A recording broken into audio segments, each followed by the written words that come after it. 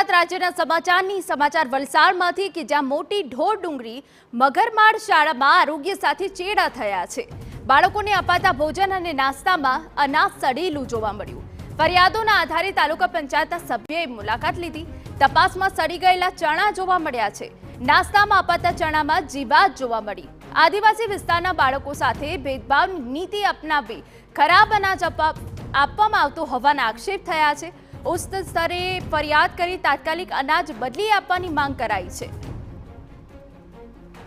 સંવાદદાતા નિલેશ ગામિત વધુ વિગતે વાત કરવા જોડાયા છે। નિલેશ, શું છે વિગત? સમગ્ર ઘટનાક્રમની વાત કરીએ તો ધરમપુરના એક ગામની આ વાત છે। એમાં ખાસ કરીને જે એસએમસીના સભ્યો છે એમના દ્વારા, એસએમસી એટલે કે જે વિદ્યાર્થીઓના જે વાલીઓ હોય છે એમને એક ટીમ બનાવવામાં આવે છે એસએમસીના સભ્યો।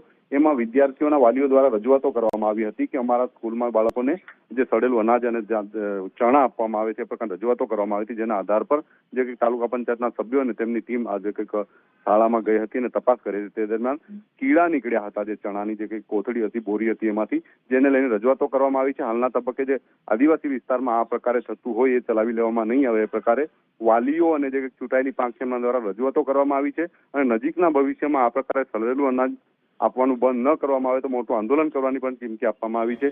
સમગ્ર ઘટનાક્રમના પગલે જે કંઈક શાળા સંચાલકો છે અને જે મધ્યાહન ભોજન વિભાગના જે કંઈક લોકો છે એમણે પણ જે કામગીરી શરૂ કરી છે અને જે સડેલું અનાજ છે બીજી વાર ન આપવામાં આવે એવી ખાતરી પણ આપવામાં આવી છે। બિલકુલ નિલેશ, ખૂબ અગત્યની જાણકારી આપ આપી રહ્યા છો। શાળામાં આરોગ્ય સાથે ચેડા થઈ રહ્યા છે। મધ્યાહન ભોજનમાં અપાતા ચણામાં જીવાત નીકળી છે।